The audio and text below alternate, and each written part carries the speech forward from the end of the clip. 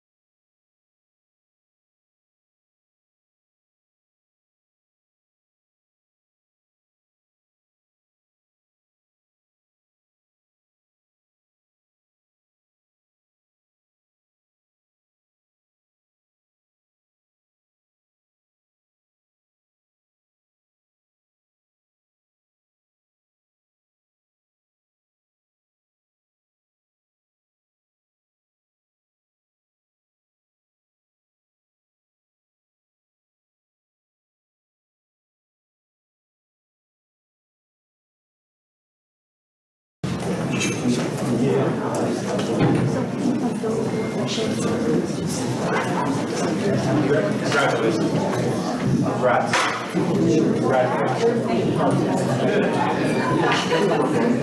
I'll order first.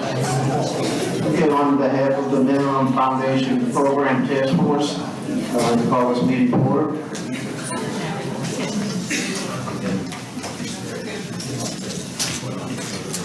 Can we have a roll call, please? Mr. Wilford Gordon Jr. Here. Mr. Carl Rojas. Here. Mr. Michael Falk, proxy for Mr. David Claxton. Here. Ms. Camille Conway. Here. Dr. Keith Corville. Here. Mr. Tony Davis is not in attendance. Senator Cleo Fields. Mr. James Garvey. Here. Representative Ray Garofalo. Here. Mr. Richard Hartley. Here. Dr. Keith Leger. Present. Ms. Ashley McReynolds is not in attendance. Dr. Tia Mills. Here. Ms. Kim Nevels. Here. Ms. Carrie Griffin Monica. Present. Ms. Paula Polito. Here. Jamie Garrett, proxy for Dr. Janet Pope. Here. Ms. Cynthia Posey. Here. Dr. Stephen Procopio. Here. Ms. Caroline Romer. Present. Ms. Deborah Shum. Here. Ms. Janie Smith. Here. Ms. Rose Boche. Here. Superintendent John White. Here. Dr. Baker. Here. Mr. Charles Buhall, Here. Ms. Linda Ponder, Here. Ms. Catherine Whitney is not in attendance. You have a quorum. Okay, thank you. Next item is approval of the minutes from February 28, 2019. Can I get a motion to that effect, please? Ms. Mills gives the motion. Do we have a second? Ms. Polito, thank you. Do we have any objections to that motion? Hearing none, that motion passes. The next item is consideration of a discussion regarding recommendations for the 2020-2021 Minimum Foundation Program formula. I think we have a presentation from the department. Can we get a motion to receive the presentation? So moved. So moved, Ms. Boche. Second, anyone? Ms. Smith, thank you. Superintendent? Thank you, Mr. Garvey. Members, thank you. It's good to see all of you again. And thank you to the many of you who are new on the task force as well for joining. I also wish to note and to offer my congratulations to the two new education chairmen in the House and in the Senate. I look forward to working with you as I know my successor will. And we appreciate your leadership. Also in the audience, we have Bessie President Sandy Holloway. We have Bessie Member District 5, Ashley Ellis. Thank you for being here as well. Belinda Davis, I apologize. Dr. Davis is a Bessie Member at large. I didn't see you back there. Thank you, Dr. Davis, for being here. Members, we typically walk through a presentation to start a conversation. And generally, this body has a discussion of a motion that summarizes its thoughts on this year's formula. I would just say two caveats from a procedural perspective. First, please remember that this body is not making policy. This is not a binding body. This is an advisory body. This is a body that is made up of a variety of stakeholders or representatives. It is advising Bessie. And so everything that is said here is placed in the record that Bessie will consider as it takes up its responsibility to create the formula under the Constitution. Ultimately, the legislature, this piece of policy will certainly go through Senator Fields and Representative Carafello's committees. The legislature will debate it, and they may make a thumbs up or a thumbs down approval of it. If it's thumbs down, then they send it back to the board, and the board may consider it again. So we are really just kicking off what is going to be a 4 or 5 month iterative process of policy development here today. Second, typically this body meets more than once. And unfortunately, or fortunately in this case, the state government turned over in the middle of the time that typically this commission would meet. So for example, you not have a new governor, but you have new committee chairs, you have a very good new legislature, you have a new Bessie board, 2 of the Bessie board members I've named or just inaugurated onto the board. So it's a very, very new state government. So we thought it better to wait until all people take their positions as elected officers, and then the governor introduces his budget. And so now we're at a point of understanding who is in which positions, and that the governor has introduced his budget. And so we are effectively here today commenting not in reaction to the governor's budget, but that is an important piece of information that informs all of the discussion here. How much money and for what purpose in the executive budget has the MFP been represented as having? So that's really the landscape we come today. We come to look at the governor's budget, we come to advise Bessie, and we come hopefully to create a resolution of some kind that will represent our thoughts. I'm going to walk through a number of slides. I'm joined by my colleague, Assistant Superintendent, or Deputy Superintendent Beth Ciano, who will also be here to work with me and answer questions as we go forward. And I thank you, Mr. Barrett. The purpose of the MFP is twofold, as you know. First, it is to, 1, determine the cost of a minimum foundation of education. And second, it is to decide how the state and local taxpayers are to distribute their dollars to subsidize that cost. Those are the two things. Those are the two questions. How much does it cost? And how should the state and local taxpayers be responsible for bearing that cost? That's what the formula tries to accomplish. And by the way, please stop me at any time if you have comments or questions. The budgeting cycle goes from August to December when we are in learning mode, and then as I mentioned, January to February when really Bessie is in the kind of considering and advisory mode. As of March 11, so 2 weeks from now, Bessie will very likely have approved the formula and send it across the street. The legislature then takes it up over the course of its 3-month term session, and ultimately, hopefully, we get an approved formula. If there's not an approved formula, as everybody knows well here, the system simply reverts to the current year's formula. It's meaning that the increases, for example, as we were just discussing, the 1.375% increase that was given last year, that remains. That is not going to be undone if, for example, this year the legislature does not pass a formula.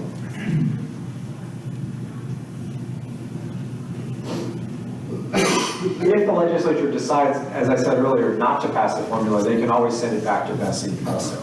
And so there may be a need for this body to continue to meet in some capacity as the session goes forward. Okay, let's get a little bit into the numbers then that give you the background information on where we are with the formula right now. First, the formula is roughly $3.8 billion from the state. The local taxpayer contributes to meeting the obligations of the MFP in their local context too. So when we talk about calculating the cost, the local and the state bear the financial burden of funding that cost. But the state only shows part of that, shoulders part of that burden. And really, when we talk about the executive budget, for example, we're not talking about the whole MFP. We're talking about what the part of it that the state is obligated to pay under the Constitution. And we are saying that in this current school year, the state is paying roughly $3.8 billion across 122 LEAs, or local education agencies. Most of those are traditional school boards, but there are also in that mix charter schools and some of the state special schools as well. For the uninitiated, the current formula has 4 levels, and each of those levels represents a different way of calculating the cost. Far and away the most important and the most discussed in this is level 1. Level 1 is the base per pupil calculation and the weighted per pupil calculation, meaning we look at how many kids are in the system. The more kids there are, the more it costs. Second, the formula looks at the particular needs of students. Are there students with disabilities? Are there students with English learner needs? Are there students growing up in a state of income need? And it adds money to calculate the cost for those young people. And so if you look at this graph, what you basically see is how it works. How many kids there are, plus all of these extra weights. Are they taking certain courses? Do they have certain needs? Equals the total count we use to calculate level 1. And level 1 totals at about $2.5 billion out of the 3.8.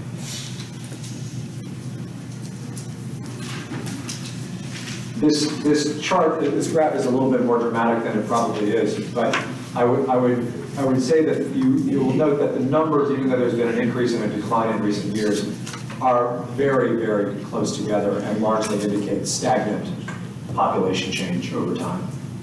Effectively, the membership count has 680, give or take, 1,000 students in the public system. This does not include pre-kindergarten or any grade level below kindergarten. This does not include higher education or any grade level above 12th grade. This is kindergarten through 12th grade only. Now, the thing that's been most discussed about level 1 historically and then even this year is what is the base per pupil? In other words, you can talk about how many pupils you have, you can talk about all these weights, but it's all meaningless unless you actually have a base per pupil cost. The state cost, the starting point for establishing the cost currently in this year is $4,015. This has changed slightly over time, over the last 10 years, but as a meeting that a number of us were just in noted, it's been relatively sparse that there have been changes made to that base per pupil over the last decade. Last year, there was a change in the base per pupil. There was a 1.375% increase in that base per pupil calculation, meaning we went from about $3,960 to $4,015 per child. That does not include pay raises, which we can talk about in a different part of this.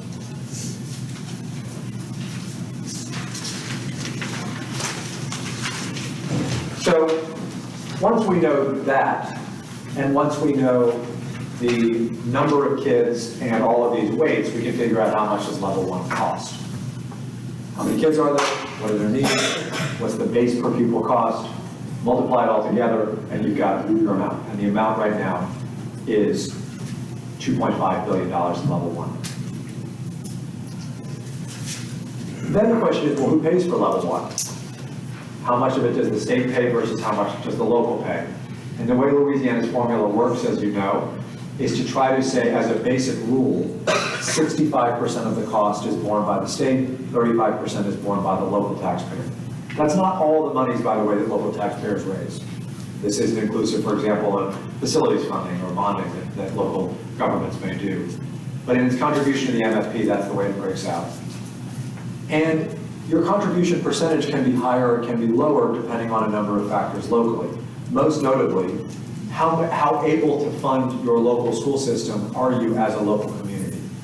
Communities that have high real estate taxes, that have a high industrial base, for example, may be able to fund themselves more than places where, pay for their education services more, relative to places where there's very little economic activity, for example. And so the state contributes more in places where there's great financial need and less in places where there's less need.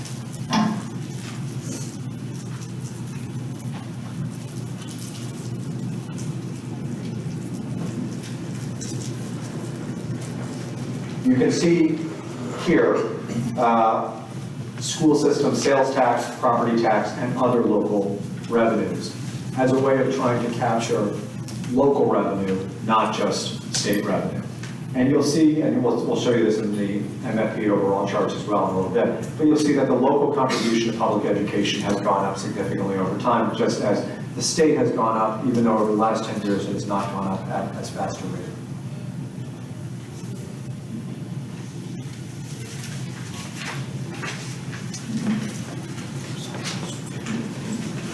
Just to give you a sense of why that equalizing function is so important, you'll note that there are districts that are so not capable of generating a full minimum foundation themselves that the state pays 89% of the cost of educating.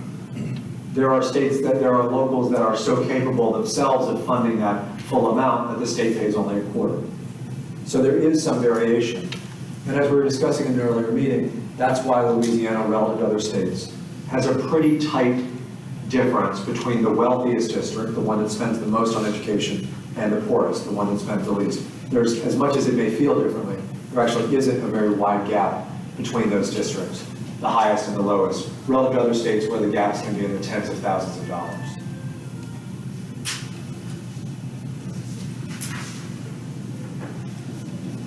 So that's level 1.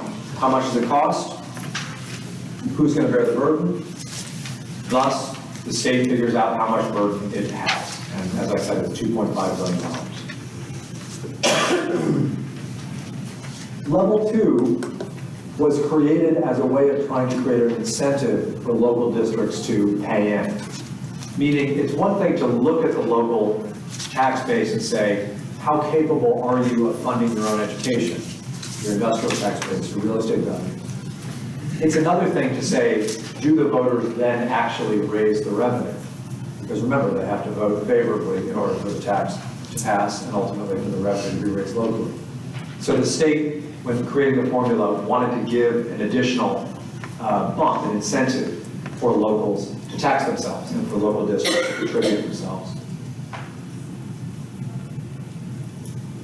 To be eligible for the level 2 reward, a city or parish school system actually has to generate local revenue that's above the revenue that's required as their basic minimum requirement in level 1. So in other words, when locals step up and go beyond the minimum expectation of their own need to fund the formula, level 2 kicks in and gives them an extra incentive.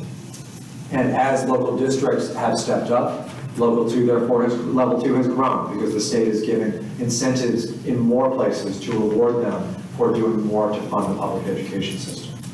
John? Yes, ma'am. One point is that there's a cap on the amount of growth that you can have in the collection of taxes each year. Fair enough, agreed. This number, therefore, probably will never get to grow and grow and grow and grow. It sort of has a limit to it. It represents roughly $500 million of the spending within the formula. So you see that already in these first two levels, the cost and how it's allocated, this local taxation incentive portion, we're at about $3 billion out of the $3.8 billion that the state spends. Level 3 funding is where the formula accommodates for costs that were specifically created by legislative mandate. And here is where you find the pay raises. When you go into level 3, you actually don't see as much of what I call a formula, a very difficult to calculate formula. Instead, you see more direct costs, mandates. This is the policy, this is what it costs. And so you see pay raises baked into this to say, in this formula, now and forevermore, the 2019 pay raise shall be reflected at the following amount in level 3. The formula had to have a way of accommodating policy shifts that are cost drivers, and the pay raise was obviously one of them. It's reflected here. $700 million, the pay raise obviously last year is a significant piece of that. $700 million of this is in level 3. We can certainly walk through, if useful, more detail related to what is in level 3. But you'll note that there are issues such as supporting healthcare costs, issues such as supporting fuel. These things were put into the formula years ago and have remained because the formula is not, we often just go back to, revert to the most recent formula.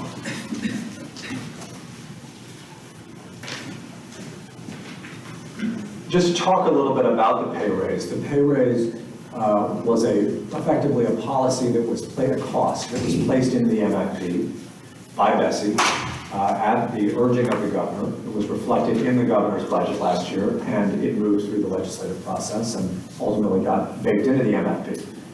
Just to revisit this, it was $1,000 per educator, per certificated educator, and $500 for all support personnel otherwise.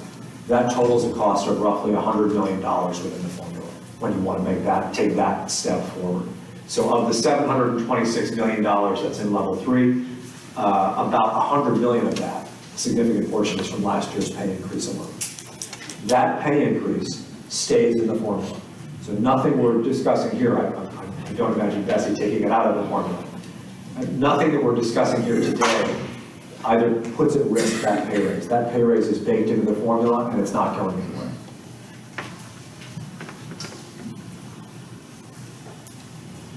Level 4 is the smallest.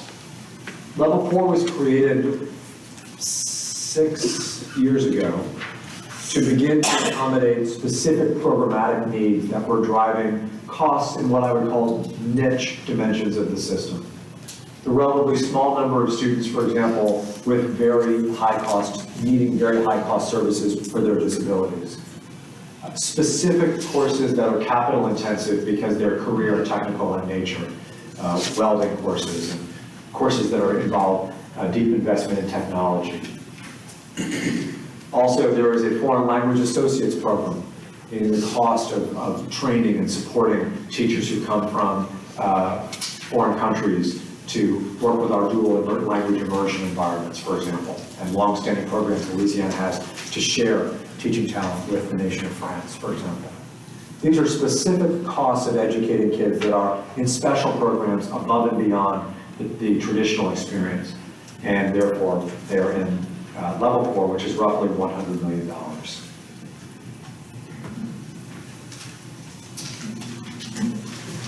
Interestingly, you'll note that the supplemental course allocation is in level 4. I raise this because dual enrollment has been a matter that's been much discussed in recent years.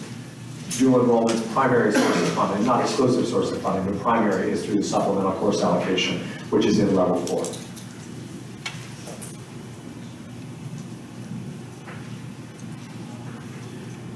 I noted earlier that there were other schools across the state that were funded through the MFP, other than just traditional school boards and charter schools. Those two are funded out of level 4.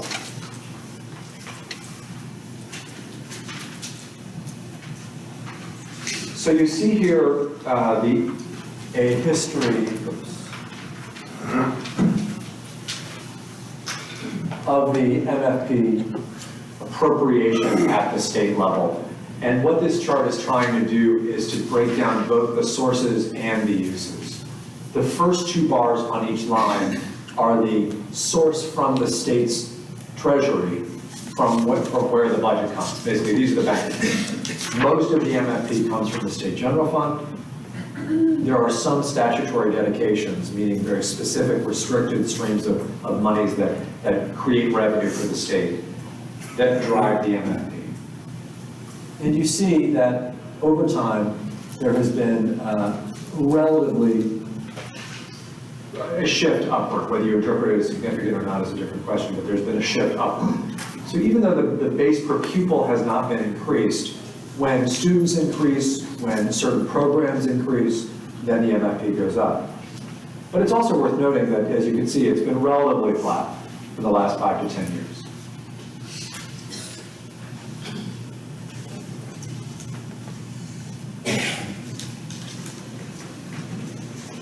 Okay. As I said earlier, the governor does not officially have a role in making the MFP formula, but the governor introduces the budget, and the budget has an appropriation that is the MFP appropriation, meaning the legislature and the governor try to represent in the budget the most accurate projection they can of what the MFP formula is going to cost, even though they don't actually write the MFP. So if the MFP goes over that amount, the state still has to pay it, and we come back in supplemental, and the state tries to pay it. So the state is obligated to pay the MFP, no matter what is in the executive budget. But we've always treated it as task force as a reasonable place. It's certainly an important piece of information. How much revenue did the governor see fit to dedicate to the MFP off the bat? And we've always tried to respect the fact that the governor and the Division of Administration have to oversee how much money, as well as the money committees in the legislature, how much money is actually available to the state at this moment in time. John, Yes, ma'am. in your recollection, or Beth's recollection, has Bessie ever sent over a formula that estimated requiring more money than the governor had placed in the executive budget? 14.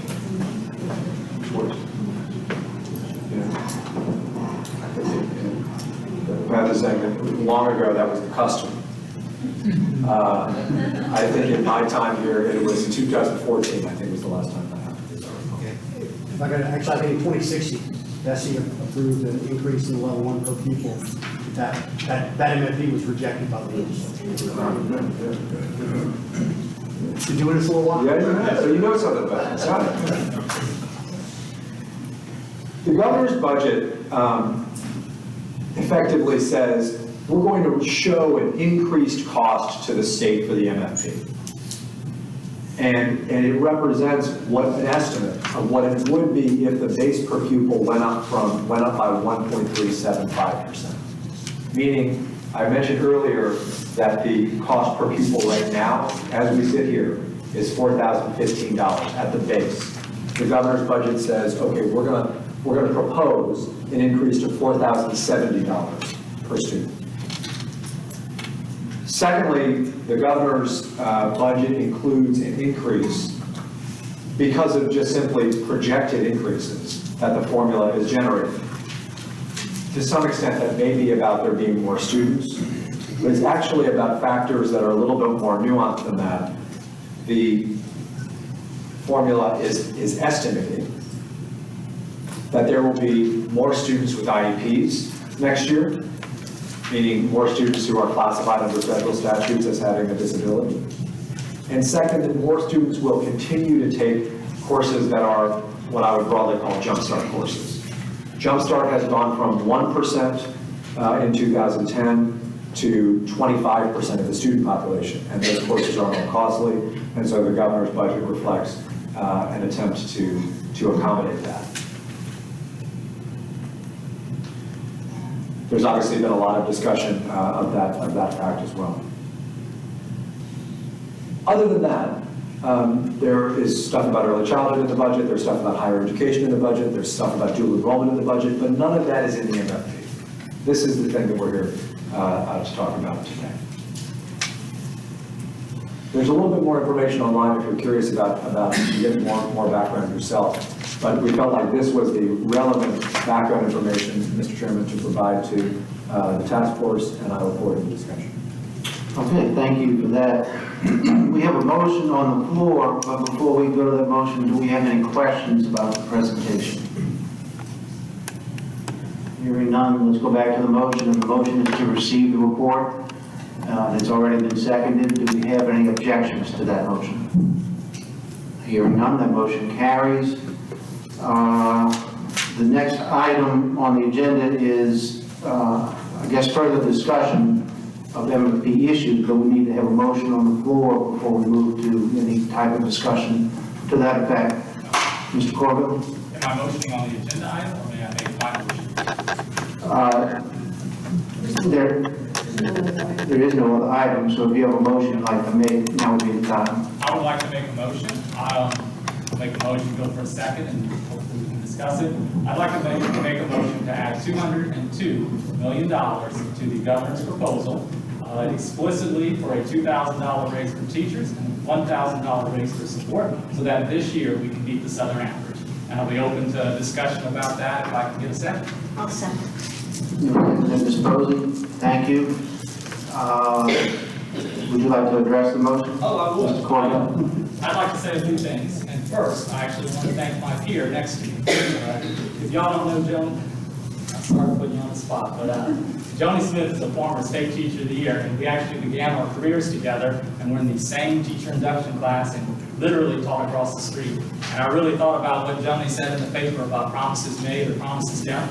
I've talked to teachers across the state, and the first thing they tell you is that Texas did a $9,000 raise, that Mississippi did a $4,000 raise, and I just kept thinking to myself, I will be darned if I let Mississippi beat us. This is an aspirational committee, this is a committee that makes recommendations, and as I mentioned last year, when we made that $3,000 motion, the bottom line is that we don't start negotiations at the bottom, we have to start it at the top, and everybody else out there, whether it's higher ed or whatever agency, they're all out there fighting for their money at the legislature. We've got to be starting with this committee and fighting for money too. So I want to just put that out there. I think the budget is a priority, and we were left out the governor's budget in terms of priority. I don't know why he made that decision. I think it was the wrong decision. I think it made teachers irate. I think it was the wrong decision morally to do for our hardworking educators. And I'm here today to put that out there. And I hope that all of you can consider this and to push for it, and we can get a good raise for teachers this year. Thank you. Thank you, Mr. Corbett. Mr. Hartley? Yes, I'd like to make a comment that substitute motion. Good afternoon. I think everyone in this room can agree that the most important thing that can be done for the students of Louisiana is to make sure that they have a high-quality education that works for them. All citizens of this great state of Louisiana desire that our students have an opportunity for success, which is provided through a quality education.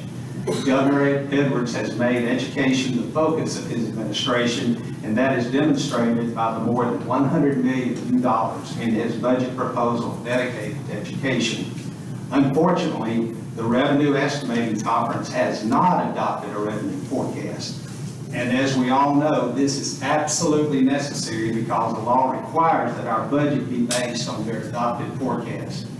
The governor fully believes that there is room for a meaningful increase in investment for both the teacher pay raise and for the classroom, and that it can be accomplished responsibly if the REC adopts a forecast of the legislative fiscal office. I want to make it clear that Governor Edwards is as committed to teacher pay raises today as he has ever been. He has always said this is a multi-year, multi-step process. And what I'm proposing today not only falls in line with his commitment, but it is also the next step to getting our teachers paid closer to the Southern regional average.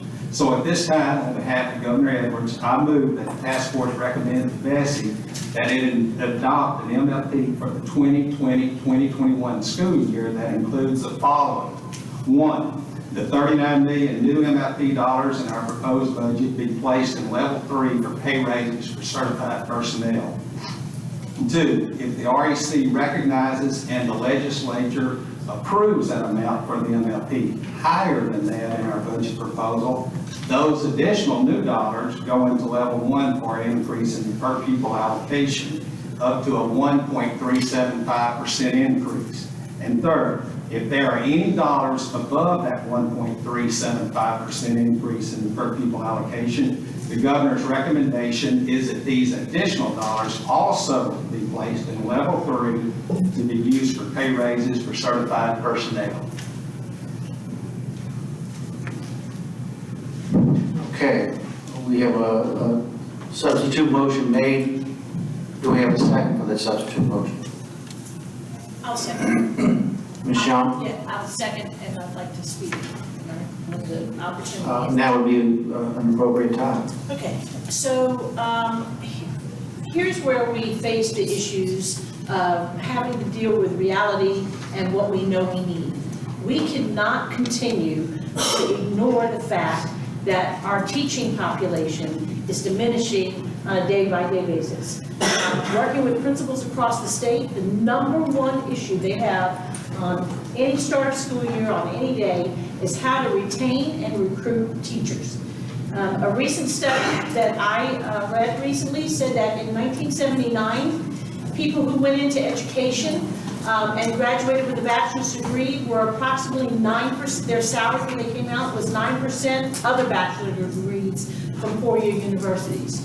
Today, you go to a university, you graduate with a degree in education, of the same four-year degree as in other fields, and the pay is now 24% lower than other fields.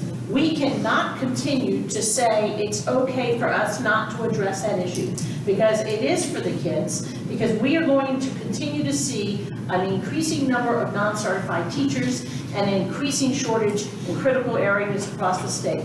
Where the dilemma comes in, and the reason why I do believe we have to work with numbers, I can't help it, I taught math, so I know that we cannot find, there's not $200 million out there. So while I would love to say that we can do a $200 million appropriation, I know that those dollars just basically don't exist, and whatever does exist, there's everybody fighting for a piece of the pie.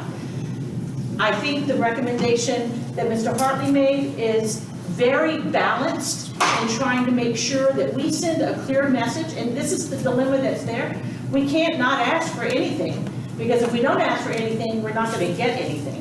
But we have to make sure that what we ask for is reasonable, and that we have a chance to see that it will actually happen, and we're not just making a statement that, well, we need a pay raise, but there's no dollars to go with it, or we don't know where those dollars are going to come from. Because I believe we have to have a solution.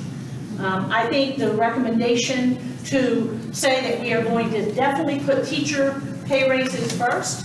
We know that there are issues at the local level, and support pay raises are important too, because they're some of our lowest paid people in the state. The recommendation that Mr. Hartley made, to me, fits within the means of what is actually out there to be attained for this process. But it also says to legislators and to the governor, we have to have something that addresses teacher pay. Thank you, Ms. Shaw. Before we go to that, Mr. Hartley, the motion that you made was fairly long and fairly complicated. Do you have a written copy of that motion that you could give to our staff? Okay. And before we go on, if I heard right, I have a question about your motion, about what it was, what it is. Did your motion state that if the Revenue Estimating Committee recognizes additional revenue that can be used above the $39 million or whatever the number was? And if it did say that, my understanding is that the Revenue Estimating Committee does not recognize revenue in budgeted pots of expenses. Am I misunderstanding what your motion is, or am I misunderstanding the revenue estimating committee? Right now, the proposed budget, there's 39 million that we'd like to see in level 3. Once revenue estimating conference recognizes more revenue that the government can spend or the state can spend in the executive budget, we'd like to add a 1.375%, if possible, depends on that revenue, how much is recognized, up to a 1.375% increase in level 1. If there's even additional dollars beyond that 1.375, we'd like to see that over in level 3. Okay, so you're not either asking or anticipating that the revenue estimating conference is going to might recognize revenue for the MFP? No, they'll just recognize revenue, yeah. Thank you. Chairman. Mr. Corbett? Yeah, I have a question on this. So just trying to translate from millions to, money in teachers' pockets. So through my recommendation, through my motion, we're going for the 39 million for districts, 1.375 increase. And we're going for the $2,000 raise for teachers, 1,000 for personnel. You're essentially flipping that and taking the 39 million that we have and saying that we're going to dedicate that to teachers, cap it after that, and put the rest of the money from RAC after 1.375. By virtue of doing that, are you not capping a potential teacher raise at $400 for teachers and $200 for support? No, I don't see your reasoning on that. There's 39 million the governor has proposed it'll be in level 3. And then once the RAC, because we can't propose spending dollars that's not recognized. And you understand that. In the budget, we have to stick with that 39 million right now. So the additional dollars that are recognized, if it's 39 more million, that's a 1.375% increase. That would go into level 1 funding. Any money that's recognized beyond that would be put into teacher pay raises in the level 3. Okay. For information purposes, I don't think that the MFP proposal that comes out of Bessie is restricted by any recognized or unrecognized revenue. So I just wanted to throw that out there. Mr. Corville? I was going to ask, the side note, for a 39 million, what is the most you could get per teacher and support pay raises out of that? If 100 million gets us 1,000. Well, as I heard it, the 30 million is only for certificate. Right. Correct? And it's about $500, a little over $500. Which brings another question to my mind.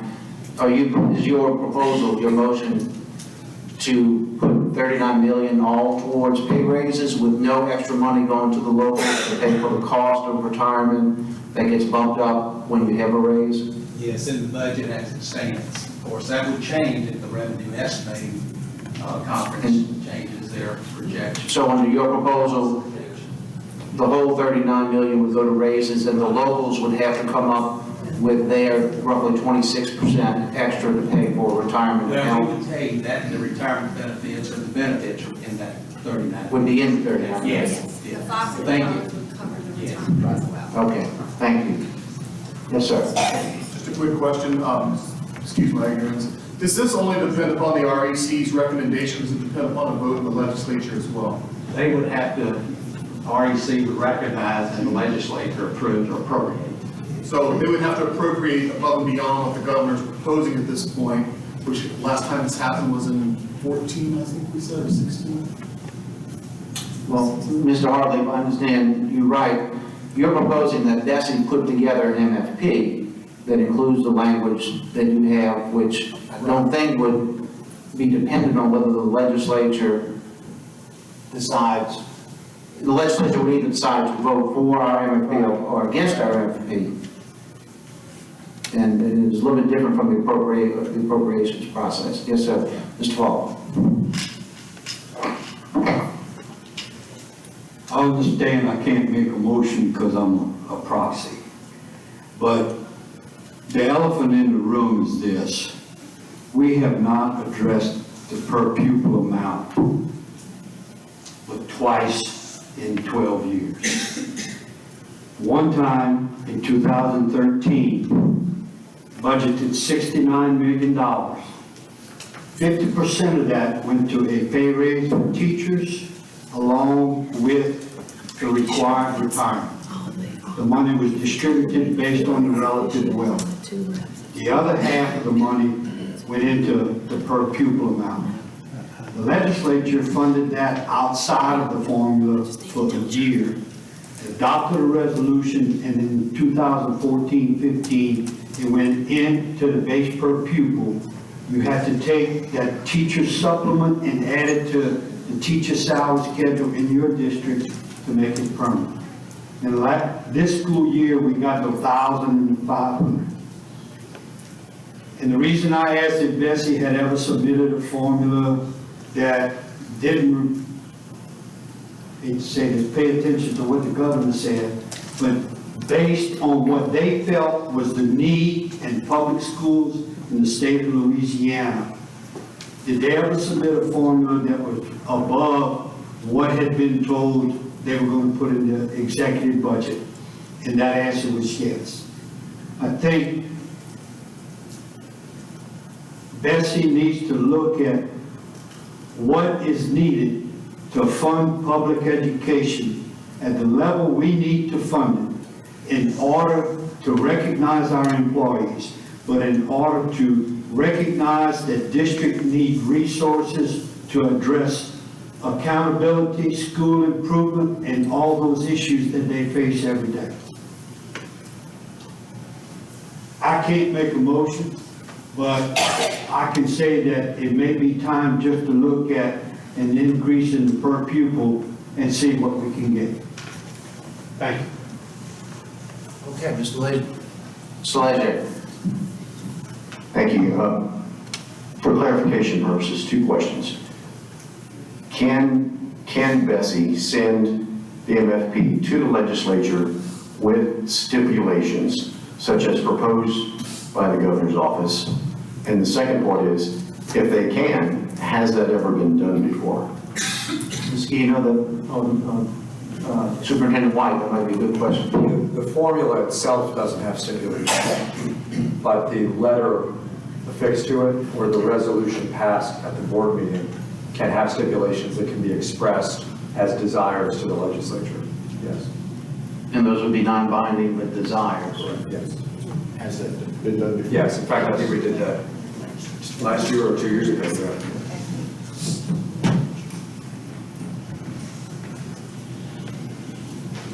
Any other questions? Ms. Smith, and then Mr. Moore. Sorry. Were we fighting for attention? I'm sorry. I just want to share a few thoughts, if that's okay, and then also have some questions for lack of knowledge on my behalf. I've been teaching for over a decade in our state, and I'm so proud of the work I've been able to do with kids. However, moving forward, due to the controversial fiscal climate we're currently in, and the way that teachers are feeling, especially here and now, which is, I couldn't agree more with you. The elephant in the room is definitely present, and I can feel it too. However, I can't walk away from this meeting not being able to share the sentiments from my students. So with the new information that's been coming out in regards to the changes in MFP and the lack of a teacher pay raise, the concern comes in because teaching is a noble profession, and I want my students to desire to be a teacher. I want them to make a difference, make an impact, be a change. And to do that, I have to facilitate a model and all these things and encourage them to do my role. And if anything, to do a better job than me. However, there is much difficulty in that because when I talk to my kids about being a teacher, actually just last week, a male student was being a great leader in my classroom, and he had never shown that example before. And I walked by him and I said, I want you to be a teacher when you grow up, my man. And he said, I would never be a teacher. Y'all don't even get paid well. And when and it's a middle school response, it is. And he said it right after he got done doing a TikTok demonstration to me. However, I will say, he's right. His small words seep into my heart. And I sit on this committee and I think to myself, teachers are our battle, they're on the battlefield, they're our fighters, they're our first line of defense with kids. And if we're gonna fight for anything, we're gonna fight for them. And my little middle schooler, my 8th grade male student that couldn't see himself as a teacher because of salary. You know, and I think of that because they do. They want to have success. If they know their dreams of being a YouTube star isn't gonna make it, then I want them to know that teaching could be a very noble route for them to take. And our state has made drastic changes and drastic moves and grassroots efforts. A good friend of mine, Kim Eckert, is leading Ed Rising and trying to promote education for our teaching pathways for high school seniors to motivate them to be teachers. And it's so difficult to do that because of salary. And I love that we have a spokesperson for our governor, and I know that we're working in unison and trying to reach common ground with this. But really, it comes down to, are we valuing education the way that we say we are? Are we putting our money where our mouth is? Are we willing to make those changes? Are we doing whatever it takes, truly whatever it takes? Because I can tell you as an educator in the classroom, we do so much with so little. And that's what I want to see this committee do. As a task force, I think we should unite. We should do so much with so little. And valuing our educators to have them at a more competent pay for reaching our Southern regional average. And I'm not sure, and this is a question that I'm going to ask the floor, if there's a stakeholder or representative here for the REC, but I'd love to have more knowledge in regards to what that could look like and what their timeline's going to look like in regards to making adjustments and stipulations to the MFP. Ms. Smith, you presented a question. Is there a representative from the REC here? I don't think so. Unless you consider the two legislators.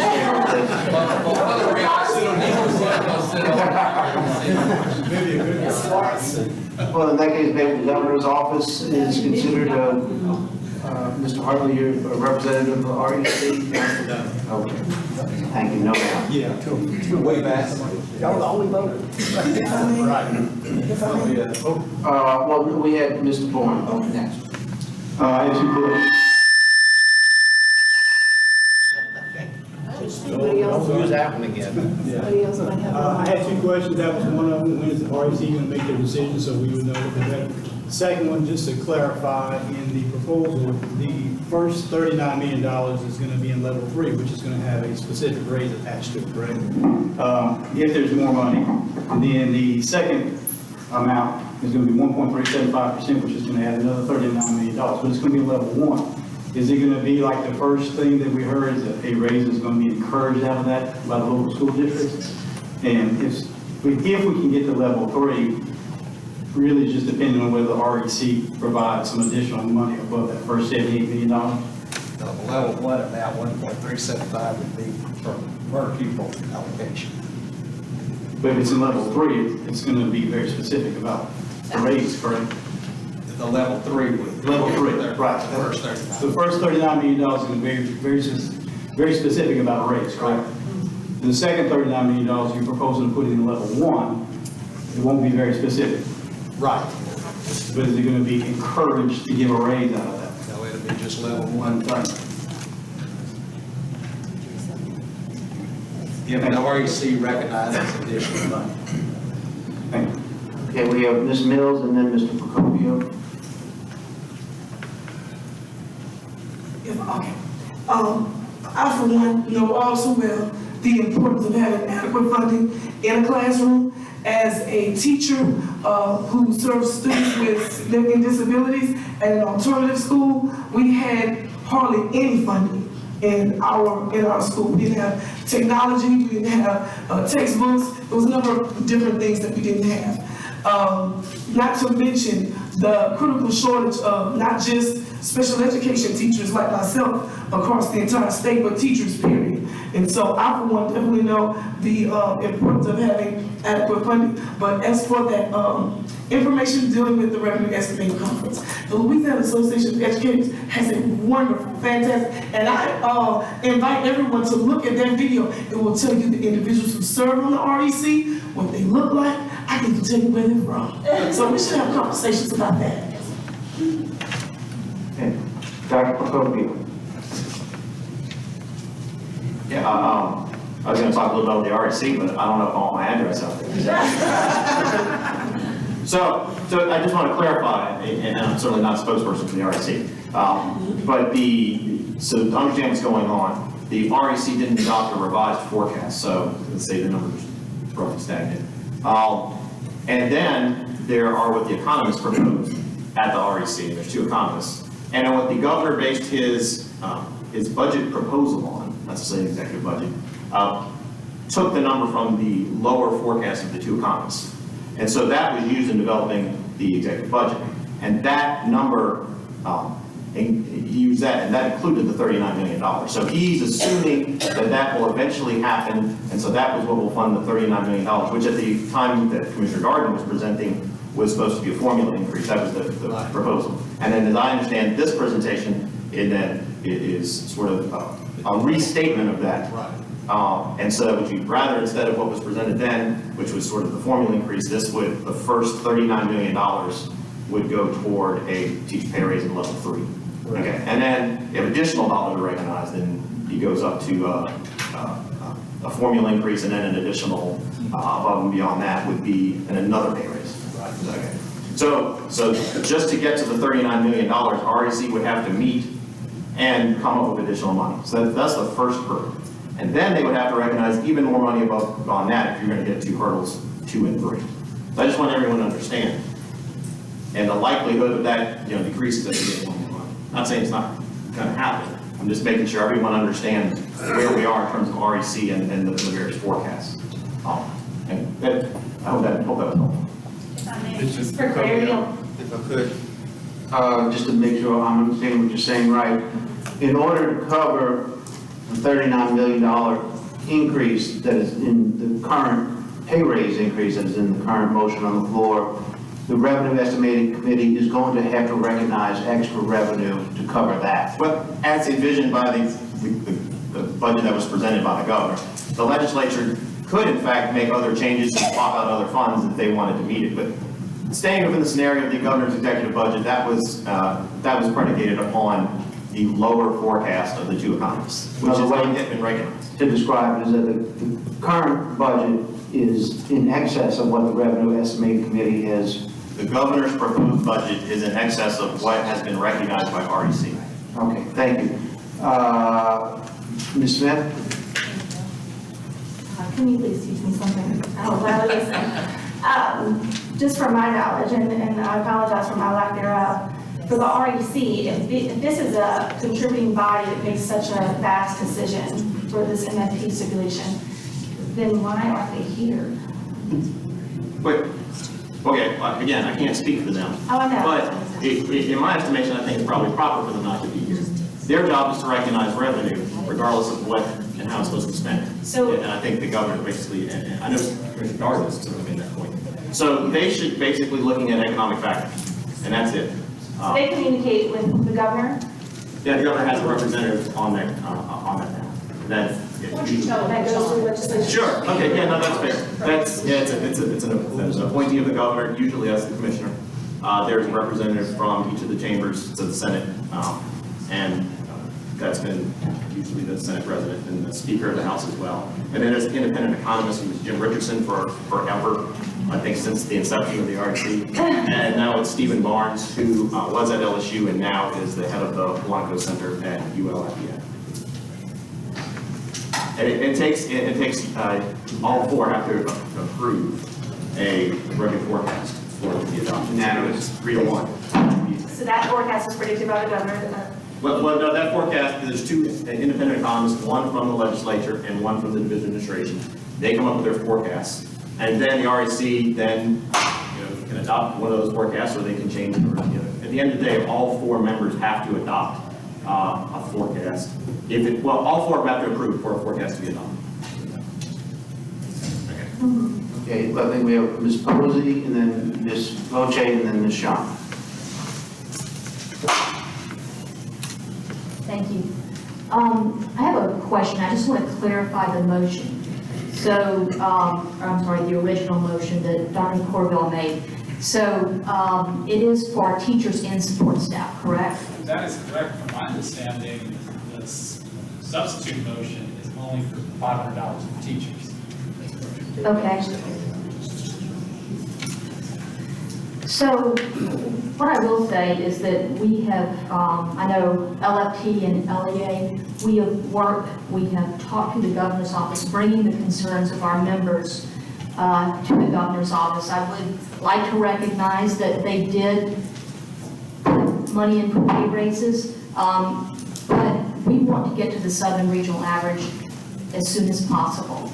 I will also recognize that, as Mr. Corville said, Dr. Corville, that it is aspirational what we do here. But it is important that we recognize the hard work that both our teachers and our support employees do. They need to be paid a living wage, and they also need the respect that they're due for the jobs of teaching our children. Thank you. Okay, Ms. Bocek? Okay, I've been trying to listen to what everybody has been saying with this, because this is a very difficult situation, I think, that we find ourselves in. I totally agree. You know, I wear a superintendent's hat and I wear a Bessie hat, and sometimes there's some conflict there. I totally agree that the most important part, or the most important role in our educational process is our teacher and classroom. And right now, they are so grossly underpaid in comparison to the Southern Regional average, as well as Ms. Young pointed out, the differential when people are graduating from college, going into the education profession, as opposed to another profession. That gap has been widening as well. So part of me says, whatever money is available, I think our first call should be toward putting those dollars into the classroom. The question to me becomes how much. You know, Mr. Corville made the motion, let's add another $202 million. Well, last year when he said, let's make it $3,000, and I just facetiously said, well, I'll make a motion, let's make it $10,000 per raise. But for every $1,000. Is that a substitute motion? No. You know, for every $1,500, we're looking at another $100 million. If we put something forth, there's a reality involved as well as aspirations. What is reasonable for the legislature to fund in the current environment? What is the responsible thing for Betsy to do? And how do we weigh this, put all these things together? If we put another $202 million into this, or recommended that, then we'd be asking for a total of $256 million increase this coming year. That $39 million in level 1, $202 million in level 3, and then the regular $26 million that's going to be just a direct result of what we currently have. I don't know, I can't imagine a revenue estimating conference recognizing that much more above the lower of the two projections from the two different economists. So I just don't know how feasible that would be. And would something just get directly sent back to us to say this is so totally unrealistic? Would Bessie then, as an entity, review, well, this may not be within the realm of possibility? So I think, you know, I really want to try to put together something that's going to be within the realm of possibility, and hopefully Bessie is going to have to send something over prior to the revenue estimating conference meeting.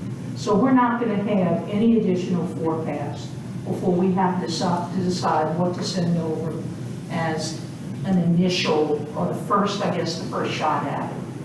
Now, we have in the past, I think it was Farley said, or maybe John like that, we have sent over a formula and then by resolution asked that if these additional dollars are available, this is what we would like to see. Now, we run a risk both ways. You know, if we send over a formula with a lot increase, I mean, I think we're going to be really sure it's going to be sent back to us. That might be good, that might not be good, depends. If we send over something that initially is reasonable, then we may have a good shot at passing that and coming back, like as Mike mentioned, later on in the session, if there are additional dollars, coming in with an additional pay raise or additional dollars in the general appropriations budget with the stipulation of be rolled in, that it would be granted the current year, for the current upcoming year and then rolled in the following year, like we did, was that back in 2014, I think it was, right? So I don't know, and I think it bears discussion, but I think what we have to look at is, we have to look at what's going to be realistic as well as what goals we need to outline as the most important to this particular task force. The people that I've heard speak, it seems like everybody is centered around maybe the most important thing we're looking at right now is to do something for our teachers, because that may be our number one. So what do we think, I would like to, what do we think can be reasonably realized as an amount to send over to Bessie with a resolution and stipulation saying, if additional dollars are available, this is what we would fight for, this is what Bessie would like to see. So I guess that's what I'm asking for from this group. What are we looking for that may be reasonable for Bessie to send over? Okay, thank you, Ms. Boucher. Ms. Shelm is next, and then we'll go to... FYI, rec meets again first full week of April. So there's the days. So that will be after the Bessie meeting. Ms. Shelm? And I'm not going to use the mic because I don't Oh, want to. good. All right. Thank you for that. So I agree with what Ms. Boucher said. We have to come up with something in between. So I've been reading articles about the REC. I read somewhere at the end of January that there's $170 million, somewhere dollar amount out there that is either not been recognized or has the potential to be recognized. So again, where the concern comes in for me is exactly what Ms. Fauci said.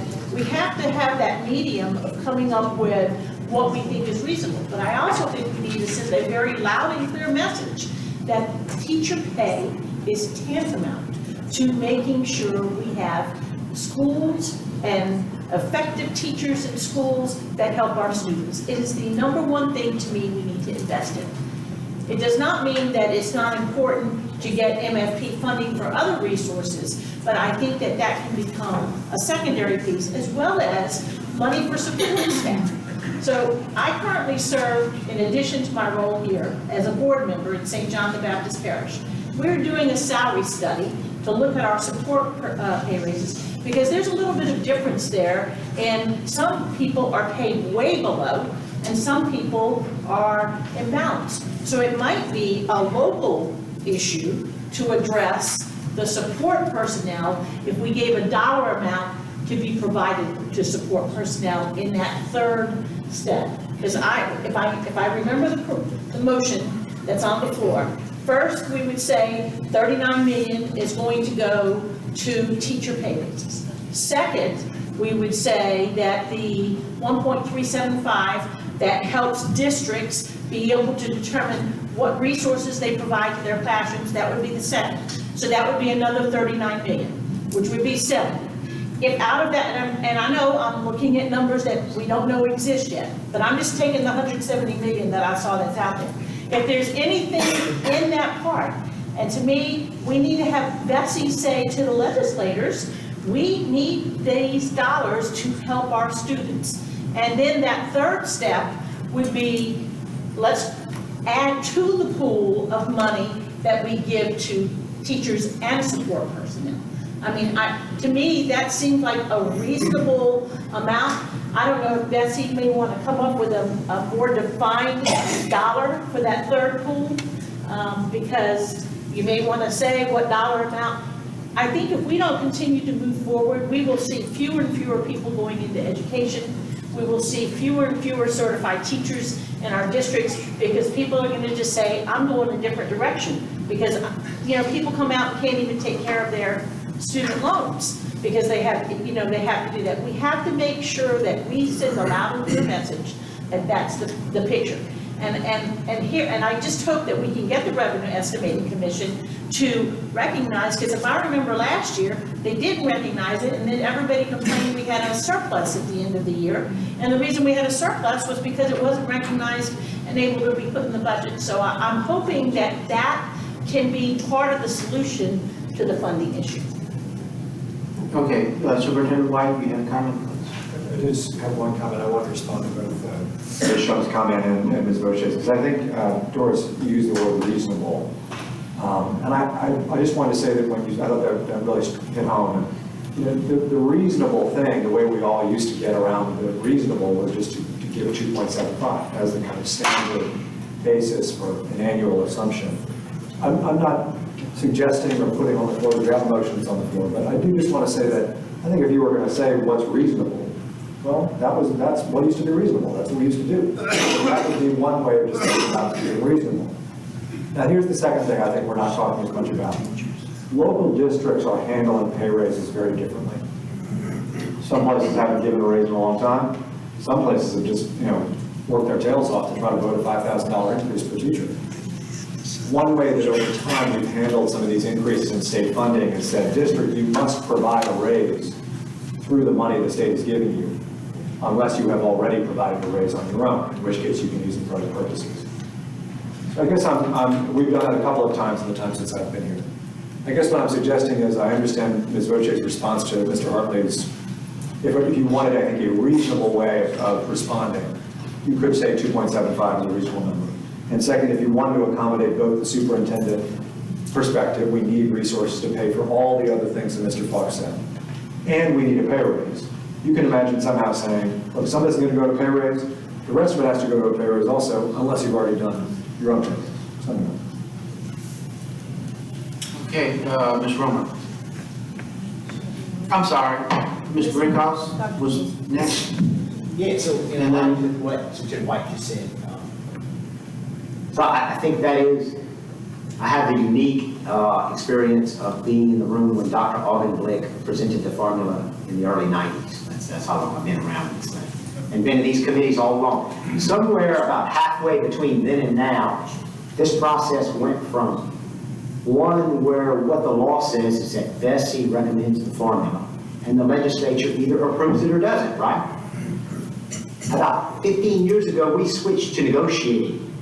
It's become a negotiation now, right? So we better not send something over there they won't approve, or they're gonna send it back, we're gonna revert back to last year. That's been every year, that's our discussion. How much of it, we're assuming, Revenue Estimating Committee, we're assuming we're gonna get all that money? Well, there's no guarantee of that. Everybody's kind of saying, oh, if they identify the money, we're gonna get it. No, that's not true. But, so I mean, we need to figure out what we recommend to Bessie about what we think the right thing is. We have to be reasonable, I understand that, and realistic. But along what you're saying, years ago, we established that 2.75 was the amount we needed every year to keep up with growing costs, pay raises, everything else. We determined that. We quit on that. That's the logical way to go. Okay, Ms. Palmer, I was calling on you earlier, and I thought you said Mr. Mills was ahead of you. He was. Okay, let's go to Ms. Mills then. I think Dr. Corbett was actually. I'm sorry about that. I think I'm cutting you in line. Okay, well, let's go with Ms. Mills now, and then we will work our way down. I was going to speak on the fact that I'm glad that John White brought up the fact that the locals, the raises vary from district to district. During the time, for example, when I was local president in East Baton Rouge, we wanted to fight for raises for our teachers and support professionals. However, they had, their steps have been frozen for 3 years. So we had to restore that first before we move forward with working towards getting an overall across the board raise for everyone. And it was really something that was necessary, because you have a lot of teachers who were coming in that may have had, let's just say, for example, if I had 8 years of teaching experience and my steps were frozen for 3 years, if another teacher came in and she had 8 years of teaching experience, or he, then they would start those individuals at the step where we would actually, where we were supposed to be. And it was just a lot of inequities out there, and I did see that after we received the raise last year, which we do appreciate it, even though it's nowhere near where we need to be, right? I did see a lot of districts match the amount that was given across the state. Some gave more, and then there were some locals, they went up in insurance costs as well. So we have a number of different issues that we have going on right now that we really need to discuss. Not necessarily the time for that, but I wanted to put that out there, that those are things that we need to ultimately think about too in the road ahead. Okay, Ms. Romer? It would not be a meeting if I did not say that I believe in the 2.75% increase. I have said it consistently, and to the point about negotiating, you are right where I thought this would go. Now the reasonable number is 1.3. That is your new number, and you're going to see it every time. I believe that it should be 2.75 consistently. And I also like it to be in level 1 funding. It's a block grant, and I believe districts and charter schools should be empowered to set the priorities in their communities. And hopefully, just like I've been hearing everyone say, teachers are that priority.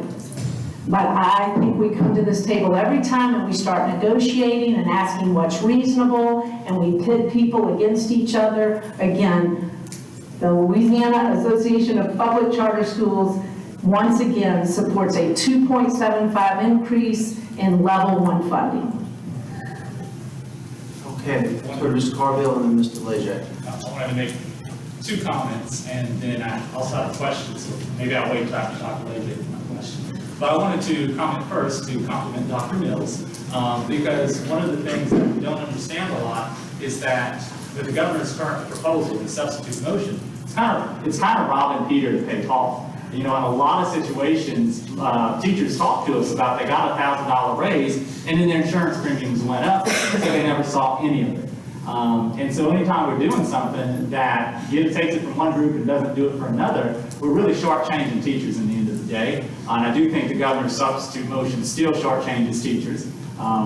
I also want to comment too that with Dr. Brookhouse and Ms. Caroline Romer, yeah, I agree. If every year this committee was united, that understood the paradigm, that this is aspirational, this is a recommendation, and pushed every year for 2.75, I wouldn't have to sit up here and make motions for teacher pay because that would have already been handled. But every time we do this, people start naysaying, people start talking about what's reasonable. And all that is to reduce the amount of recommendations we have for public education in Louisiana. Bottom line, we've got to unite as a committee. We've got to fight for education. We've got to fight for teachers. We've got to fight for support. We've got to fight for district funding to keep premium costs down. We've got to be there for our schools and for our districts. And so I guess my paradigm is that we need to, this is a negotiation. We've got to start up something at the top. I do not think $202 million is unreasonable in a $32 billion budget. When I tried to calculate that on my calculator, I actually had to use exponents to get it because it was so small of a number, and also had a cheap calculator. But bottom line is we're talking about less than 1% of the budget.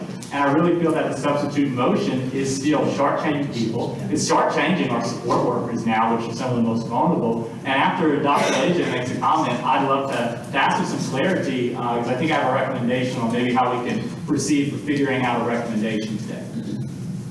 Okay, Mr. Leger? Thank you. It appears that the substitute motion is an attempt to remove the monkey off of the governor's budget and onto the rec. I would like to see us put that monkey back on the governor's budget in terms of hope, or in hopes that there would be a reprioritization, because that's what the budget is, a priority of where money should be. The money that we do recognize should be spent. Therefore, at this time, if we were to take a vote at this time, I would not be in favor of supporting the substitute motion so that we could further discuss and Dr. Corville and Apple's recommendation of a $2,000 pay raise. Mr. Leger, you're saying the elephant in the room is the monkey? Okay, Mr. Corville and then Mr. Harley, it looks like you're getting ready. I actually would like to follow up on this too. I'm a numbers nerd, and I think it's just mentally a lot easier. And also, this is a negotiation. Why don't we start with the most aspirational, which is apparently clearly our motion.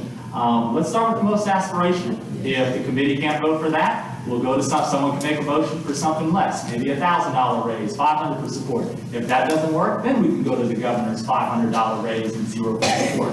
But I think it's a lot easier organizing this as a committee to start at the top, see what the vote is.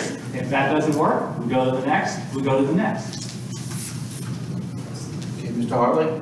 I just wanted to clarify our proposal that the 26% benefits is included in that 39 million. I think Beth was making, we need to clarify that so people know. Thank you. Yes. Ms. Farmer? Basically, I want to know, Mr. Brookhouse made a comment that y'all started negotiating about 15 years ago. And it'd be interesting to know, how many years has it been since the formula was actually increased on a even level plane? Because what's happening, what I'm seeing is if you're going to take the money, we're going to tell you how to spend it. We're going to do level 4, we're going to tell you how to spend it there. We're going to do level 3, we're going to spend it on your teachers and your support staff. Level 2 is where there's so much of a big difference between my district and the districts next door. Their economy is booming and ours is not, and they're able to give their teachers pay raises and we're not. And then the local, going back to the per pupil and the amount of materials and supplies, teachers are paying out of their pocket. They're having fundraisers. You can wear jeans every day of the week for $5. You can do all these things, and we're not addressing those things because things are getting more expensive, and also the State Department's not providing the professional development. They're not providing the different things. If you choose this vendor, you get this money. If you don't choose this vendor and you choose this, you have to print your own guidebooks, you have to print your own textbooks. So I think the big thing is, and y'all can help me, the superintendents and the different people within the district that have been there and seen all these changes, the amount of money you have to spend is totally different than when I had the textbook adoptions every so often, and then we had all this. It is reoccurring costs for technology, it's reoccurring costs for everything. But the most important thing that we have not taken care of is our teachers. And research shows that the number one thing to make students show progress and to achieve is that person, that adult in the classroom. It doesn't matter how many computers I have or how many other things I have. If that teacher is not passionate and willing to give their students the motivation to do it and to differentiate and to help them, then we're wasting our time and we're spinning our wheels. So I think that we've all agreed that teachers are number one, and they haven't been number one in the budget. We just, and I think that's where the sentiment is that we haven't even given them a yearly growth of living increase. Okay, now we can't even get teachers into the field system, and now from the state, we're getting, hey, you don't have enough speech therapists, you don't have enough teachers. Here's a company that can do it for you. That's an insult. That's an insult to me and to my coworkers to say, you know what, you don't have enough people in your field because they don't want to go into that field because of the amount of money they're not going to get. They can go somewhere in private business and get that amount of money.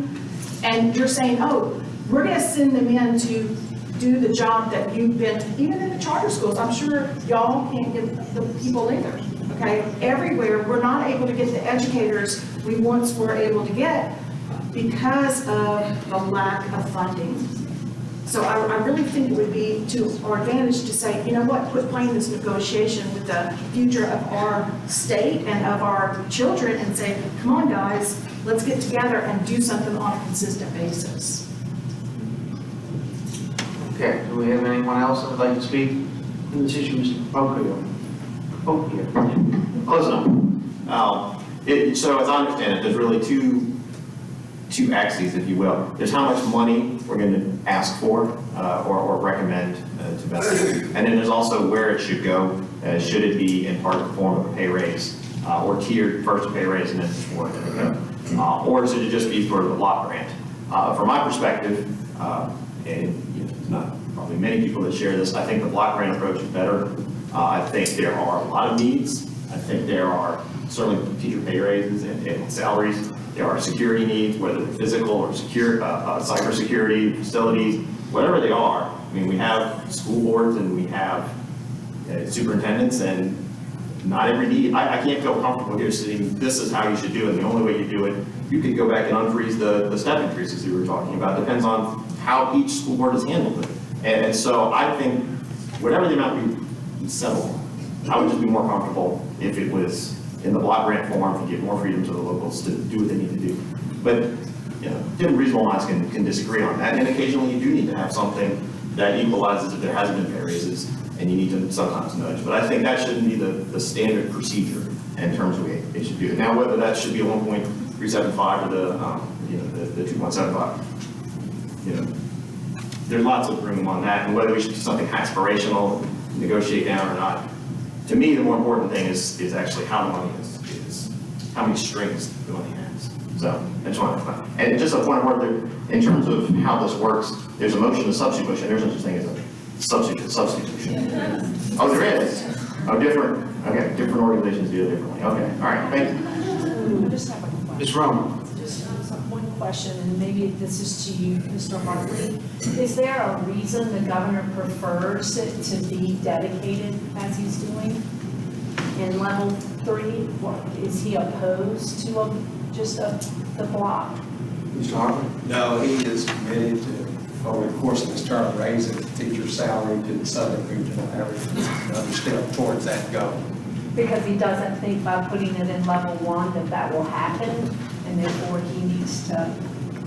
He wants to ensure that amount is for teacher salaries. Because he doesn't think it will happen otherwise? I just know he wants them there to ensure that it goes to teacher salaries. I can't tell you what all these things. Thanks. Okay, Ms. Mom. I have a question. On the 26% that you said was also included, you mentioned that it's retirement and benefits. Is that not just retirement costs? That's it. Okay, so not benefits. And so just wanted to, Retirement benefits. yeah, just to acknowledge that from my understanding and most of what folks have said here today, I know teachers are continuing to also experience increased costs for benefits. And thinking about the substitute motion and hearing the conversation today, talking to the teachers that we talk to across the state on a daily basis, I believe the substitute motion falls far short in terms of what I believe our teachers across the state deserve. I do believe that there continue to be, some complications with us, giving money to districts, and I think to Ms. Mill's point, it's kind of a mixed bag across the state in terms of what districts are doing pay raises, which ones are prioritizing teacher pay locally, which ones are not. I believe what we heard on the campaign trail was that this was a priority to ensure that teachers are paid what they deserve to be paid. And similar to Ms. Smith, I believe that promises made should be promises kept. And for that reason, I don't believe that I can support those substitutions. Okay, do we have any other comments? Ms. Smith? Echo Ms. Monroe's sentiments as well. I'm going to use the words of a colleague of mine, and when she shared this with me, I couldn't help but think of you guys on this task force, because a few years ago, for those of you who know me personally, I'm not a mean person at all. It's hard for me to be mean. I think it's in my teacher heart. And so, because I work with difficult kids, I usually choose them, and they keep coming back. And so, when we had a previous administration in our governor's office, it was a difficult time, and I'm sure we did agree there were challenges. And now we have a governor who is married to a teacher, an educator. And Dr. Leger used the word hope earlier, and that was the same word my colleague used to me. And it's true, I did too. I could echo that. I had hope. I had hope for education. I was so thankful, so proud. Finally was the word I kept finding myself using. Finally, education and teachers are going to be valued. We're going to be raised to the level. We're going to be paid at a professional level. And finally, this is going to happen. And so, of course, we bought in. We did. And we were invested. And we thought that investment would return back to our classrooms. Because we all know that teacher salary is returned back to the classrooms. And many of you said it's used in the classrooms. We're buying our own supplies. We're constantly pushing them back to the kids. Now, and I'm just going to be bold and frank, if I may, $500 is not enough for a teacher salary increase. It simply is not. And the fact that we're willing to settle with that blows my mind. And the fact that 0% would go, a zero pay raise for support staff. If you've ever worked in the school system, you know the secretaries run that thing. They do. And they deserve adequate pay as well. So I'm gonna echo the same sentiments. I can't support that. Okay, do we have any other comments or questions on the motion? If not, let's go ahead and do a roll call vote. Point of order. Yes, Mr. Carver. The vote we are currently making, just to reiterate to people, is to replace this motion with the governor's motion. And we are not voting on the merits of that motion yet. We're just voting on the replacement. No.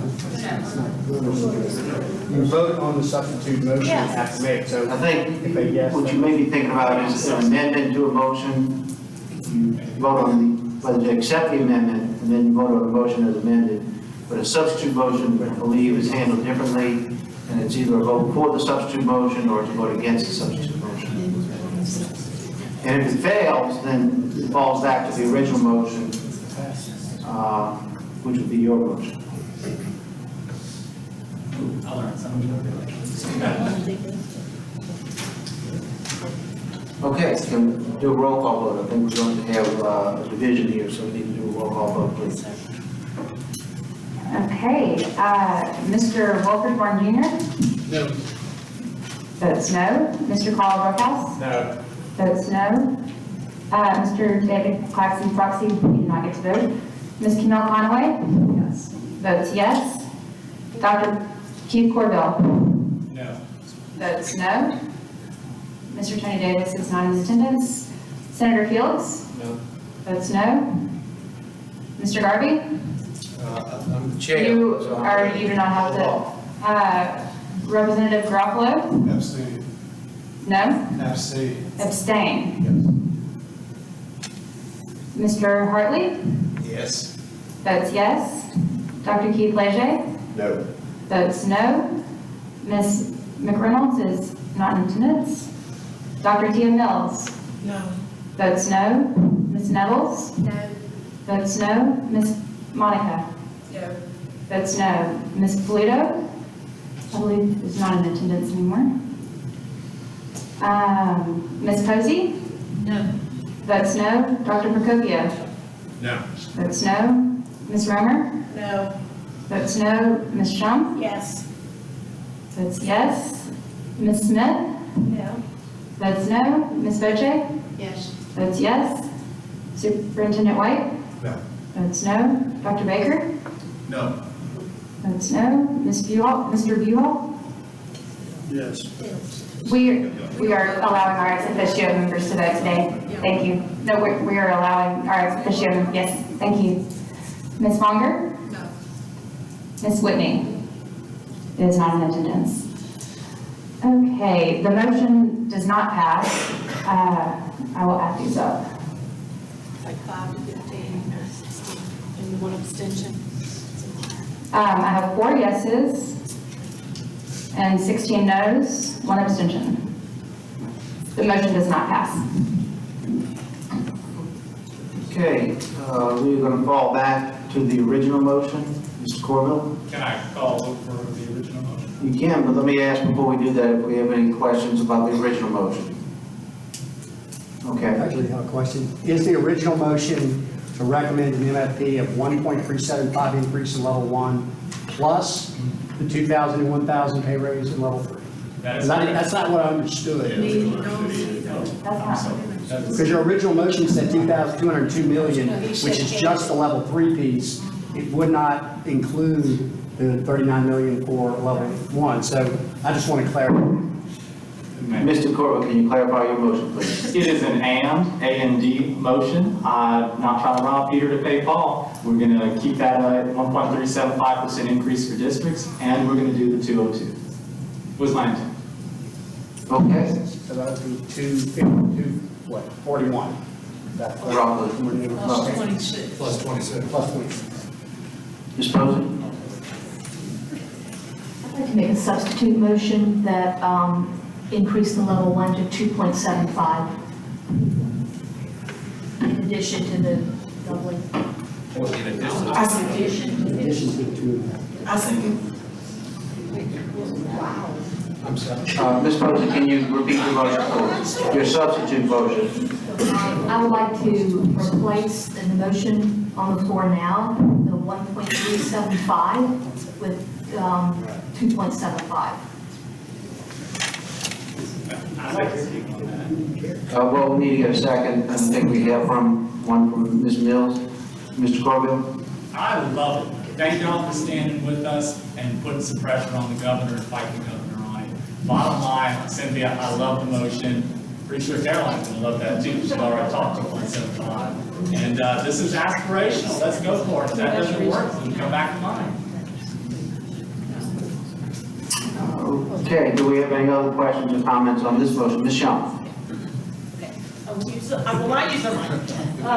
So here's again where we are at the dilemma of how do we get this to be a reasonable proposal? Because if I figured out the math on that, that's 80 million, close to 80 million for the 2.75 plus 201 million. So we're asking for 280 million and Plus the 26 that has to go into the others. So we're close to 300 million.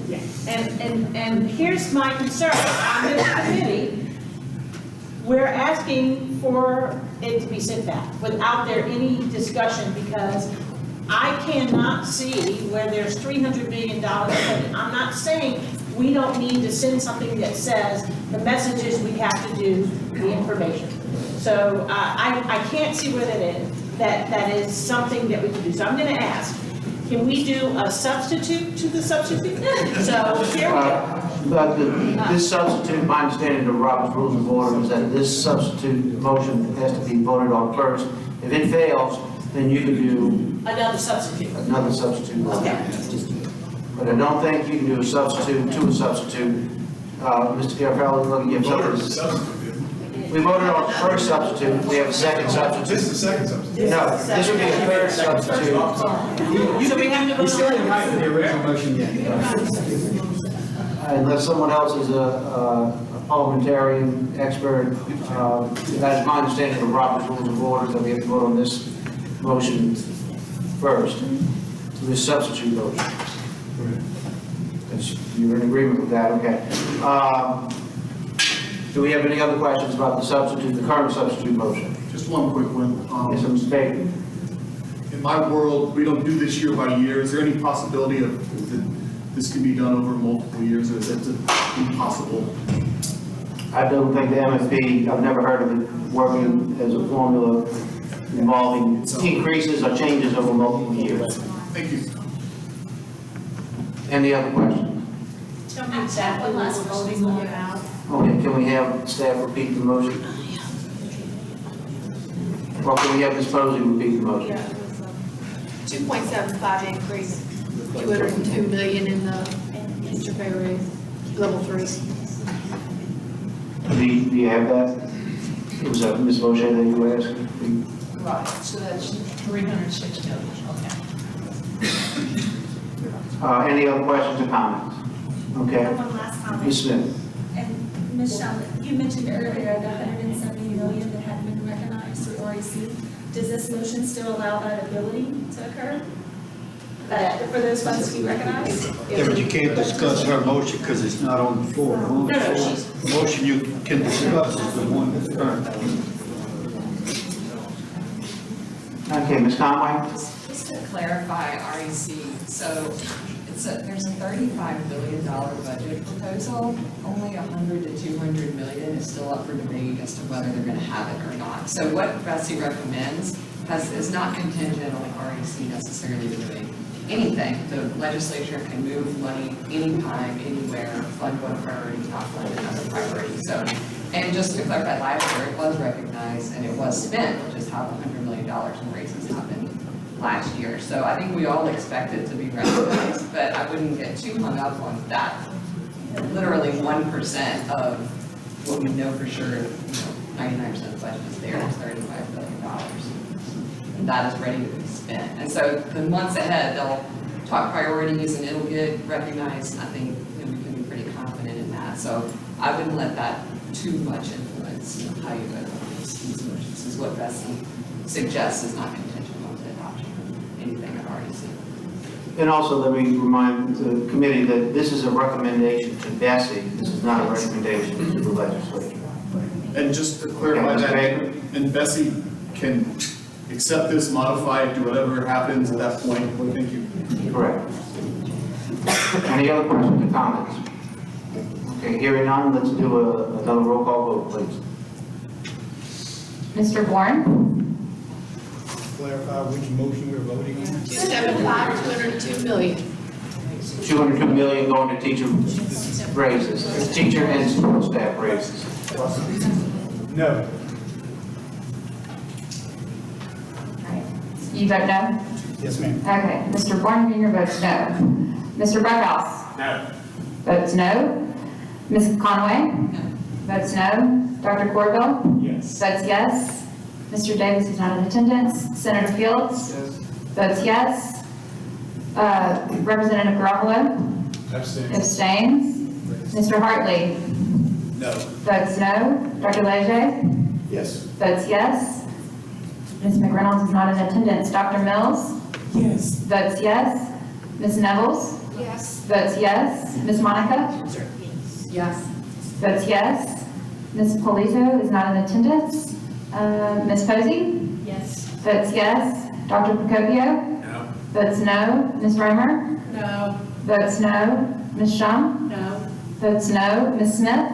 Yes. Votes yes. Ms. Voce? No. Votes no. Superintendent White? No. Votes no. Dr. Baker? No. Votes no. Mr. Buell? No. Votes no. Ms. Fonger? No. Votes no. And Ms. Whitney is not in attendance. The motion fails by a vote of 8 yeses and 12 yeas. 12 noes, I'm sorry. Okay, that was the substitute motion, which failed, which would bring us back to the original motion. Ms. Young, you would like to say something? So, I forget about, I'm not touching the mic again. So, here we go. I'd like to offer a substitute motion that offers the 2.75 in level 1 funding, that's what we're asking for, and that if there are any additional dollars that they be put into level 3 funding specific for pay raises. Because to me, and that's my motion. And then if I can speak. I'll second that. We have a second from Ms. Conway. Back to Ms. Shum for comment. Okay, so if we do it in that format, we're asking for basically the 80 million, or 80 million in the 2.75. Do I have that number right? And then if there are any additional dollars recognized through whatever source, whether it's REC or wherever, we specify that we need it to be put into pay raises specific for all employees. And if we do that in level 3, then whatever exists, we've asked for it, because that's the catch we have here. We have a catch because we don't know exactly what's out there.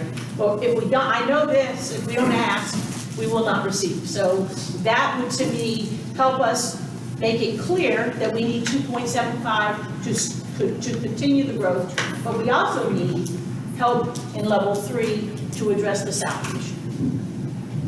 Thank you, Ms. Shum. Do we have any other questions? Mr. Procopio. Steve. So just, I understand that, it seems reasonable. What my question is, and I think this goes back to Porterville, was the $202 million would get us to the southern average. And what I don't know, and I'm sure you're right, but what I would like to know is just what will get us to the southern average, and what would it take over several years, because also we have to assume that the southern average will grow over time. So understanding that you couldn't put this in the formula, but I think it might be reasonable for this task force to ask, and maybe you want to amend your motion. But in addition to that, you would say, ask Bessie staff to say, what would it take to get to the southern regional average, assuming that southern average grows over time, and maybe over a course of 2 or 3 years, right? So there's a lump sum amount, And if it took 3 years to get there, how much would you have to have each 3 years? Just to kind of give us a scenario of different scenarios it takes to getting to the Southern Regional average, just as information that you could report back to Bessie and this committee.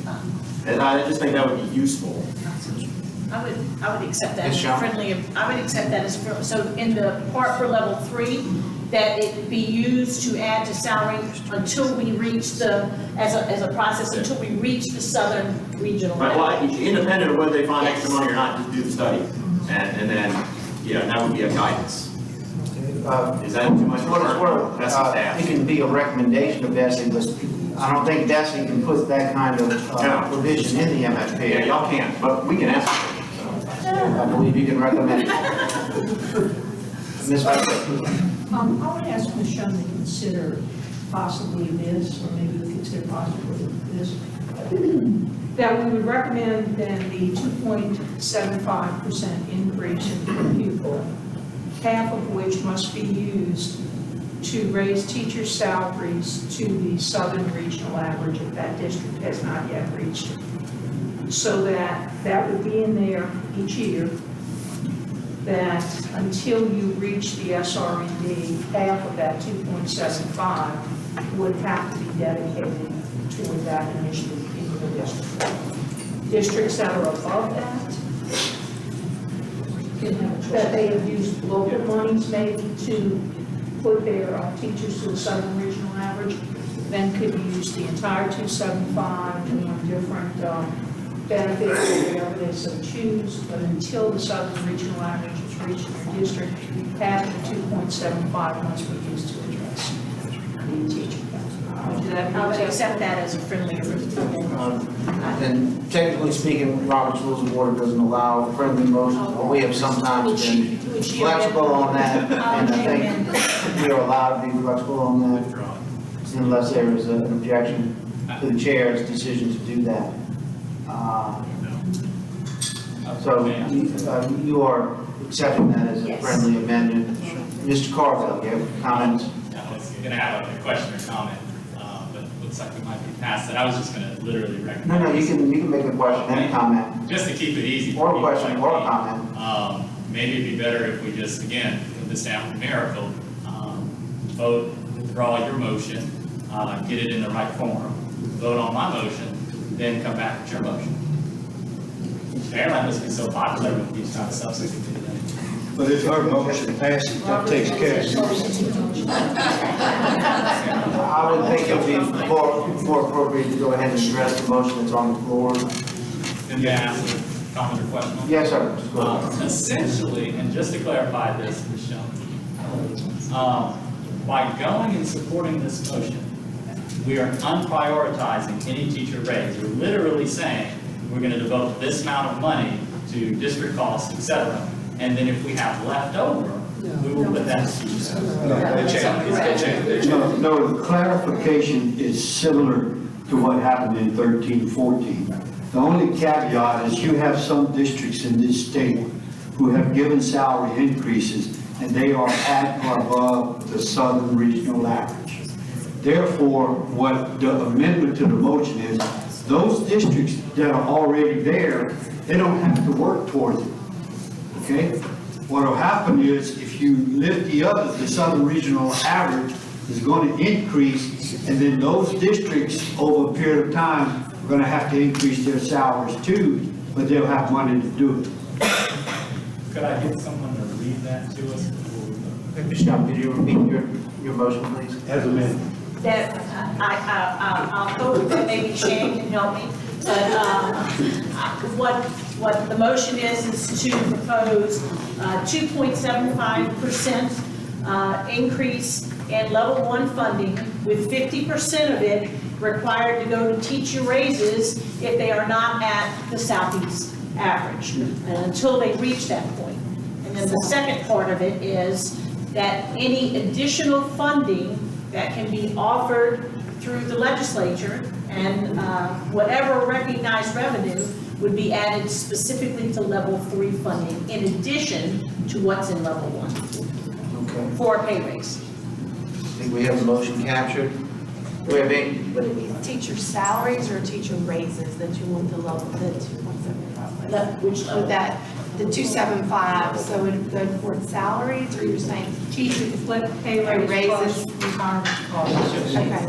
Just if I could, this sounds a lot like what we did in 2013, and there's language in HB1 from 2013 that articulates that fairly well. Catch the intent. Make a friendly,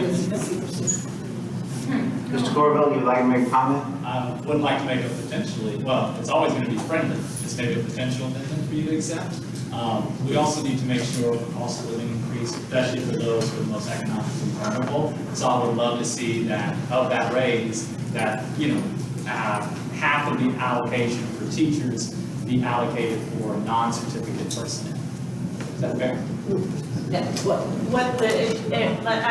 I don't think we need to go, because we said for salary, 50% would be used for salaries, but specifically to get to the teacher average, it doesn't exclude them from giving pay raises to other personnel. Correct.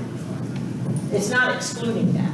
You have that flexibility in the rest of the. And you would be talking about the remainder of the 2.75 could be used for cost of living increases for non-certificated, non-teachers. Mr. Corbett? And just to point out, the Southern Regional average is 52K, correct?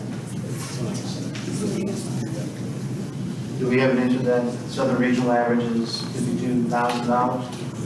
Yes, sir. Okay. Stephen? Thank you. I just asked, since we did this in 13-14, this particular language and mechanism, was that a particular burden? I just want to hear from the school boards and representatives of locals in terms of, no, look, this is not going to work, we really need all the money, or this is administrative headache, or no, this is fine, we can live with this. I'd love to hear from y'all. We did, we had a supplement that we had to do based on our relative wealth. And we gave the supplement, and when they rolled it into the base per pupil, we were required to add that to our teacher salary schedule, which we did. So we got a 2.75, but that's salary and the benefits. So 50% of it had to go to teachers and the benefits. And many school systems took the other 50% and they did things for their support workers. And also, because it was an HB1 and not an MFP, people, and for 13-14 did it as a stipend, a one-time payment, because it wasn't necessarily going to be recurring, but once Bessie incorporated it, they factored it into their salary schedule. And so it seemed to be a way to get there. Now, this one has a slight modification because it recognizes there are 21 districts whose teacher salaries are at or above Southern Regional average. And a lot of them just recently, there were several districts that did substantial teacher raises because their economies afforded such. But this would allow that flexibility, so it would ensure that teachers in those districts where they are below the regional average would get a raise. It would also ensure that there was still money to also spend in those districts in the classroom, which also benefits those teachers. Okay, any other questions or comments? Sorry, I just have a question. Ms. Monica? So would this ensure like 100% certainty? Because I feel like what we're all trying to get to is a teacher pay raise. Would this ensure with 100% certainty that the 50% would be used for pay raise? Where it's not at the Southern Regional average, yes. Okay, just to let it And another point of clarification, so this does not guarantee a pay raise for all teachers across the state. Is that a correct statement? I would say yes. So it does not guarantee a pay raise for all teachers across the state, correct? Unless there's level 3. Direct your question to a particular person, Mr. Levitt? To Ms. Shaw? I just, point of clarification, this, what she's offering does not guarantee a pay raise for every teacher across the state. Ms. Shaw, would you like to address that? It doesn't guarantee a pay raise for anyone, actually, because unless it's approved and Bessie said, and the legislature gives the money, there's no guarantee at this point. It is aspirational, because we're saying if there are dollars, we're recognizing we have to get to the Southeast average first. We're giving 50% dedicated to pay raises specific to that. And in addition, if there are any additional dollars that they place in level 3 for pay raises for everyone. So if we get to level 3, yes, everybody gets a pay raise. Any other questions? Okay. Okay, let's go with roll call vote, please. Jennifer?